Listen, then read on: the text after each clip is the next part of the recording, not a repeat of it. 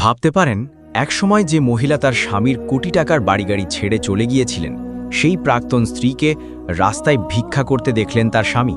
তারপর যা ঘটল তা আপনার হৃদয়কে কাঁপিয়ে দেবে। বন্ধুরা, চট্টগ্রামের একটি চৌরাস্তা দিয়ে একটি চকচকে ফরচুনার গাড়ি বের হতে যাচ্ছিল। সেই সময় চৌরাস্তায় জ্যাম লেগেছিল। যিনি সেই গাড়িতে বসেছিলেন তিনি তার ড্রাইভারকে বললেন, মিন্টু, একটু থামো, এত তাড়াহুড়োর কি আছে? সামনে অনেক মানুষ দাঁড়িয়ে আছে, আর আমার মনে হচ্ছে জ্যামটা বেশ দূর পর্যন্ত রয়েছে, তাই তাড়াহুড়ো করো না, আরামে চলি। ড্রাইভার তার নির্দেশ অনুযায়ী গাড়িটি একটা ঝাঁকুনি দিয়ে সেই ভিড়ের চৌরাস্তায় থামিয়ে দেয়, যতক্ষণ না জ্যামটা খালি হয় ততক্ষণের জন্য। বন্ধুরা, আজকের গল্পটি সত্যিই ঝাঁকুনি দেওয়ার মতো এবং শিক্ষামূলক। যদি এখনও আমাদের চ্যানেলটি সাবস্ক্রাইব না করে থাকেন তাহলে দয়া করে চ্যানেলটি সাবস্ক্রাইব করুন এবং লাইক করুন। চলুন আজকের এই হৃদয়স্পর্শী গল্প শুরু করি। চট্টগ্রামের হালিশহর জেলা, এই হালি শহরে একটি জায়গা আছে, নাম হজরত আলী চৌরাস্তা। সেই চৌরাস্তায় জ্যাম লেগেছিল। একটি ফরচুনার গাড়িতে বসেছিলেন আলী হাসান, যিনি ফরচুনারের মালিক। তিনি কোনো বিশেষ কাজে ঢাকা যাচ্ছিলেন। যেই চৌরাস্তায় ফরচুনার গাড়িটি থামে, আলী হাসান, যিনি খুবই দয়ালু প্রকৃতির মানুষ, তিনি দেখেন তার গাড়ির চারপাশে ৩-৪ জন মহিলা এসেছেন, যারা নোংরা কাপড় পরে আছেন, খুবই ময়লা কাপড় পরে আছেন। এটা দেখে তিনি মনে করেন এরা যেন ভিক্ষা করতে এসেছে।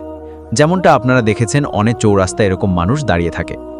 আলী হাসানের ড্রাইভার যেই ফরচুনারের কাঁচ নামায়, আলী হাসান তার পকেটে হাত ঢুকিয়ে পার্স বের করেন এবং পার্স থেকে কিছু টাকার বান্ডিল বের করেন।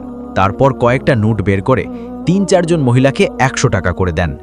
এরপর তিনি দেখেন জ্যামটা খুলে গেছে, তাই ড্রাইভারকে বলেন, এবার গাড়ি এগিয়ে নাও। যেই গাড়ি এগোচ্ছে, আলী হাসান দেখেন তার জানালার পাশে একজন মহিলা দাঁড়িয়ে আছেন, যিনি বারবার তার জানালায় হাত দিয়ে মারছেন এবং বলছেন, বাবুজি, আমাকে তো আপনি কিছুই দেননি। আলী হাসান যখন কাঁচের ভেতর থেকে তাকে দেখেন, তখন তার মনে হয় যেন তিনি এই মহিলাকে চেনেন, তাকে যেন আগে দেখেছেন। আলী তৎক্ষণাৎ কাঁচ নামান। সেই মহিলা আলীর কাছে এসে তার মাথা গাড়ির ভেতর ঢুকিয়ে বলেন, বাবুজি, আপনি আমাকে কিছুই দেননি। আলী যেই তাকে দেখেন, তিনি বলেন, আরে তুমি এখানে কি করছো? তোমার এরকম অবস্থা কেন? আসলে এই মহিলা আর কেউ নন, আলী হাসানের ডিভোর্স দেওয়া স্ত্রী ছিলেন। তাদের ডিভোর্স হয়েছিল প্রায় ৩ বছর আগে। দুজনে একে অপরকে দেখেন।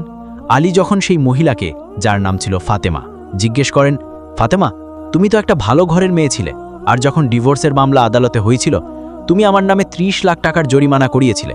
আমি সেই ৩০ লাখ টাকা দিয়েও ছিলাম। তোমার এমন কি হলো যে তুমি আজ দরজায় দরজায় ঠোকর খাচ্ছ আর রাস্তায় ভিক্ষা করছো?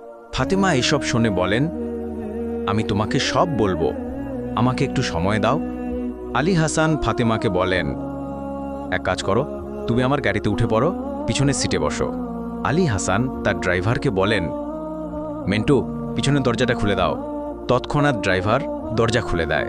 পরক্ষণেই ফাতেমা গাড়িতে উঠে পড়েন। যেই তিনি গাড়িতে ওঠেন, সেখানে কিছু দোকানদার যারা ছিলেন তারা মনে করেন যে কোনো বড়লোক একজন গরিব মহিলাকে, একজন ভিখারিকে হয়তো কোনো খারাপ কাজের জন্য কিডন্যাপ করে নিয়ে যাচ্ছেন। তাই সেখানে লোকজনের ভিড় জমে যায়। পুরো বাজারের লোক জড়ো হয়ে যায় এটা জানার জন্য যে আসলে একজন ফরচুনার গাড়ির বড়লোক একজন গরিব ভিখারিকে কেন নিয়ে যাচ্ছেন, তাকে কেন তার গাড়িতে বসিয়েছেন। বন্ধুরা, যখন সেই মহিলা গাড়িতে উঠছিলেন, তখন তার সঙ্গে যে ৩-৪ জন ভিক্ষা করতে আসা মহিলা ছিলেন তাদের সন্দেহ হয়। তারা এই পুরো ঘটনা জানতেন না যে আসলে এই মহিলা কেন গাড়িতে উঠছেন আর ফরচুনার গাড়িতে বসা ব্যক্তির সঙ্গে এই মহিলার কি সম্পর্ক। যখন তারা নিজেদের মধ্যে দ্রুত কথা বলা শুরু করেন, তখন সেই সব কথা ধীরে ধীরে ১ মিনিটের মধ্যে পুরো বাজারে ছড়িয়ে পড়ে আর পুরো বাজারের লোক জড়ো হয়ে যায়। যেই পুরো বাজারের লোক জড়ো হয়, তারা সেই মহিলাকে জিজ্ঞেস করেন। তখন ফাতেমা বলেন, আসলে ইনি আমার প্রাক্তন স্বামী আলী হাসান, আর তিনি আমাকে জোর করে নিয়ে যাচ্ছেন না, বরং আমি নিজে থেকে তার সঙ্গে যেতে রাজি আছি। আলী হাসান ফাতেমাকে তার সঙ্গে নিয়ে যান, একটি হোটেলে বসান এবং সেখানে তিনি তার ড্রাইভারকে কিছু টাকা দিয়ে বলেন, যাও, বাজার থেকে এর জন্য একটা ভালো শাড়ি কিনে নিয়ে এসো আর এক জোড়া চটি কিনে নিয়ে এসো। ড্রাইভার তৎক্ষণাৎ তার মালিকের কথা মেনে পাশের বাজার থেকে কাপড় কিনে নিয়ে আসেন। ততক্ষণে হোটেলে বসে আলী হাসান ফাতেমাকে, তার ডিভোর্স দেওয়া স্ত্রীকে বলেন, ফাতেমা, তুমি হোটেলের ভেতরে যাও আর স্নান করে এসো। ফাতেমা স্নান করে আসেন আর আলী হাসান তাকে নতুন কাপড় পরতে দেন। বন্ধুরা, সেই নতুন কাপড় পরার পর তিনি এমন লাগছিলেন যেন নতুন বউ। আলী যখন তাকে দেখেন তখন দেখতে থাকেন। তিনি ভাবেন তার পরিস্থিতি যতই খারাপ হয়ে গিয়ে থাকুক, তার চালচলন, তার চেহারা কিছুই বদলায়নি। শুধু পরিস্থিতির শিকার হয়েছে, শুধু অসহায়তার শিকার হয়েছে। আলী হাসান তাকে বলেন, আমি এক জরুরি কাজে ঢাকা যাচ্ছি, যদি তুমি আমাকে একটু সময় দাও, আমি কাল এসে তোমার সঙ্গে দেখা করব। তুমি তোমার ঠিকানা লিখে দাও যে এই জায়গায় থাকো, আমি ঢাকা থেকে ফিরে এসে সেখানে আসবো আর তোমার সঙ্গে দেখা করব। ফাতেমা বলেন, ঠিক আছে। তিনি তার ঘরে চলে যান আর আলী হাসান ঢাকা চলে যান। ঢাকায় দিনের বেলায় তার সমস্ত কাজ তাড়াতাড়ি শেষ করেন। রাতে যখন হোটেলে ঘুমাতে যান, আলী হাসানের সেই রাত কাটছিল না। ওদিকে ফাতেমারও, যিনি চৌরাস্তায় ভিক্ষা করতেন, তারও সেই রাত কাটছিল না। বন্ধুরা, দুজনেই অস্থির অবস্থায় পাশ ফিরে ফিরে পুরো রাত কাটিয়ে দেন। পরের দিন আলী হাসান ঢাকা থেকে ফিরে আসেন এবং ফাতেমার দেওয়া ঠিকানায় পৌঁছান। তখন জানতে পারেন যে ফাতেমা সেখানে নেই, তিনি আবার তার কাজে ভিক্ষা করতে চলে গেছেন। আলী আবার সেই হজরত আলী চৌরাস্তায় আসেন যেখানে ফাতেমার সঙ্গে তার আগের দিন দেখা হয়েছিল। ফাতেমাকে আবার তার গাড়িতে বসান এবং গাড়িতে বসার পর ফাতেমা তাকে তার ঘরে নিয়ে যান, যেখানে তিনি একটা ভাড়ার ছোট্ট ঘরে থাকতেন। বন্ধুরা, যখন তিনি সেই ঘরে ঢোকেন, দেখেন একটা খাট পড়ে আছে আর খাটের ওপরে আলী হাসান আর ফাতেমার একটা ছবি টাঙানো। যেই আলী হাসানের চোখে সেই ছবি পড়ে, তিনি ফাতেমাকে জিজ্ঞেস করেন, ফাতেমা, আমাদের তো ডিভোর্স হয়ে গেছে 2-3 বছর আগে। আমাদের পথ একেবারে আলাদা হয়ে গিয়েছিল, সবকিছু ভাগাভাগি হয়ে গিয়েছিল, সবকিছু আদালতে ঠিক হয়ে গিয়েছিল। তুমি আমার নামে 30 লাখ টাকা জরিমানা করিয়েছিলে, আমি সেই 30 লাখ টাকা দিয়েও ছিলাম, তাহলে এই ছবিটা কেন রেখেছ? ফাতেমা ফুপিয়ে ফুপিয়ে কাঁদতে শুরু করেন এবং বলেন, আসলে আমি ভুলে তোমাকে ডিভোর্স দিয়েছিলাম, কিন্তু সেই ডিভোর্সের পিছনে আমার সম্মতি ছিল না। আমি আসলে তোমাকে কখনো ডিভোর্স দিতে চাইনি। আমি আজও তোমাকে ঠিক ততটাই ভালোবাসি যতটা বিয়ের পরে ভালোবাসতাম, অর্থাৎ ডিভোর্সের আগে ভালোবাসতাম। আলী হাসান বলেন, তাহলে তুমি আমাকে ডিভোর্স দিলে কেন? তখন ফাতেমা পুরো গল্প বলতে শুরু করেন। আসলে ফাতেমার নিজস্ব বলতে মা, ভাই আর একজন জামাই বাবু ছিলেন। আলী হাসান একজন বড় ব্যবসায়ী ছিলেন, তার কাছে অনেক সম্পত্তি ছিল, প্রচুর অর্থ ছিল, আর আলী হাসান তার বাবা মায়ের একমাত্র সন্তান ছিলেন। যখন ফাতেমার বাড়ির লোকেরা আলী হাসানের বাড়িতে সম্পর্ক দেখতে গিয়েছিলেন, তখন তারা দেখেন যে এদের বাড়িতে সবকিছু ভরপুর, এরা খুব বড়লোক, এদের কাছে প্রচুর ধনসম্পদ আছে।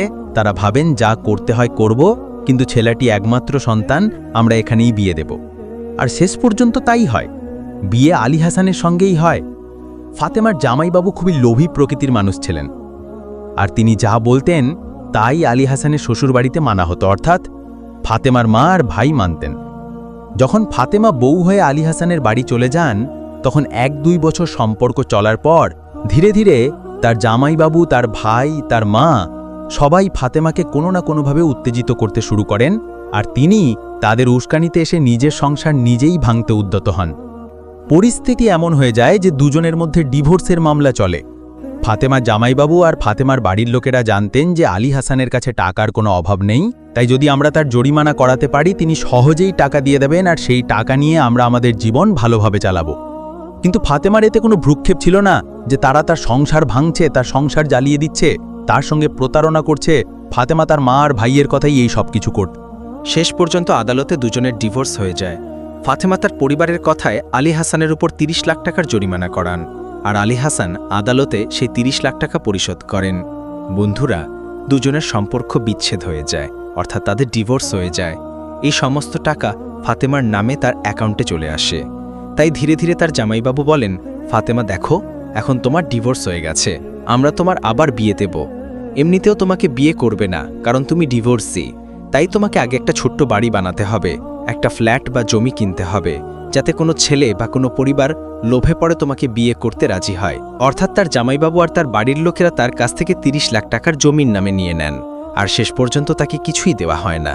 ধীরে ধীরে ফাতেমার সমস্ত টাকা শেষ হয়ে যায়, আর যখন ফাতেমার সমস্ত টাকা শেষ হয়ে যায়, ততদিনে ফাতেমার একমাত্র ভাইয়ের বিয়ে হয়ে যায়।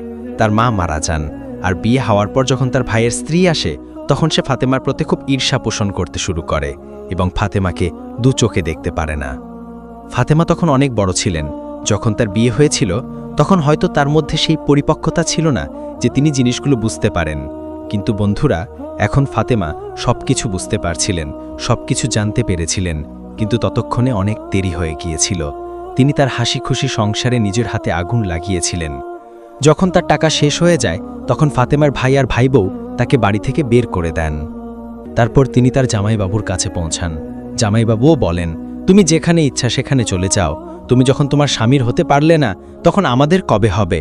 ফাতেমা তারপর সোজা চলে যান। তার কাছে থাকার কোনো জায়গা ছিল না। তাই হতাশ হয়ে বাধ্য হয়ে রাস্তায় কিছু মহিলার সঙ্গে দেখা হয় যারা রাস্তায় ভিক্ষা করত। তাদের সঙ্গে তার পরিচয় হয়। বন্ধুরা তারা ফাতেমাকে বলেন, তুমি আমাদের সঙ্গে এসো। ফাতেমা এখন তাদের সঙ্গে থাকতে শুরু করেন এবং খেতে শুরু করেন। ঝুপড়িতেই তার জীবন চলছিল। এখন ধীরে ধীরে ফাতেমাও সেই পেশায় নেমে পড়েন। তিনি ধীরে ধীরে ভিক্ষা করতে শুরু করেন। যখন ফাতেমা সেই ঘরে তার প্রাক্তন স্বামী আলী হাসানকে পুরো গল্প শোনান তখন আলী হাসানের চোখ থেকে জল ঝরে মাটিতে পড়তে থাকে। ফাতেমা আলী হাসানকে জিজ্ঞেস করেন, মা তো আমাকে খুব ভালোবাসতেন, মায়ের কি অবস্থা? আলী হাসান বলেন, মা আজও তেমনি আছেন, মা আজও তোমাকে মনে করেন। তিনি জানি না কতবার আমাকে বলেছেন আমার বউ কি আর আমার কাছে ফিরে আসতে পারে না, কিন্তু এখন তিনি বৃদ্ধ হয়ে গেছেন। এখন আমি তাকে কি করে বলবো যে আমাদের আদালতে ডিভোর্স হয়ে গেছে, আমরা আর কখনো এক হতে পারব না। ফাতেমা আলী হাসানকে বলেন, যদি মন সৎ হয়, ভালোবাসা সত্যি হয় আর ইচ্ছা পবিত্র হয় তাহলে আমরা এখনো এক হতে পারি। আলী হাসান বলেন, না, আইনের দিক থেকে ধর্মের দিক থেকে আমরা সব দিক থেকে এখন আলাদা হয়ে গেছি। এইটুকু বলে তিনি কিছু টাকা বের করেন এবং বলেন, এই টাকা রাখো, প্রতি মাসে তোমার যে খরচ হবে আমি তা দিয়ে যাব, কিন্তু আমি তোমাকে আমার সঙ্গে নিয়ে যেতে পারবো না, রাখতে পারবো না। তিনি ফাতেমাকে টাকা দেন এবং গাড়িতে উঠে বসেন। যেই তিনি গাড়িতে উঠেন ফাতেমা তার পা ধরে কাঁদতে শুরু করেন আর আলী হাসানের মনও গলে যায়। তিনি বলেন, একবার আমাকে আমার শাশুড়ির সঙ্গে কথা বলিয়ে দাও। আলী তার পকেট থেকে মোবাইল বের করেন এবং তৎক্ষণাৎ তার মাকে ফোন করে বলেন, মা, ফাতেমার সঙ্গে দেখা হয়েছে, ফাতেমার সঙ্গে কথা বলতে চাও? যেই তার মা এই কথা শুনেন, অর্থাৎ তার বউ ফাতেমা এতদিন পর তার ছেলের সঙ্গে দেখা হয়েছে, তিনি তৎক্ষণাৎ তার ছেলেকে বলেন, বেটা কথা বলাও। আলী তার ফোন তার ডিভোর্স দেওয়া স্ত্রী ফাতেমার হাতে দেন। এখন শাশুড়ি আর বউ দুজনে অনেকক্ষণ কথা বলেন। আলীর মা আলীকে বলেন, এক কাজ করো, তুমি বউকে সোজা বাড়ি নিয়ে এসো। আলী তার মায়ের কথা উড়িয়ে দিতে পারছিলেন না, তাই তার সেই ফরচুনার গাড়িতে ফাতেমাকে নিয়ে সোজা বাড়ি পৌঁছে যান। বন্ধুরা, যেই তিনি বাড়ি পৌঁছান তিনি দেখেন তার মা বরণের থালা সাজিয়ে তার বউয়ের জন্য অপেক্ষা করছেন। তিনি তার বউকে বরণ করেন, দুজনে একে অপরের গলা জড়িয়ে ধরেন। শাশুড়ি আর বউ খুব খুশি হন।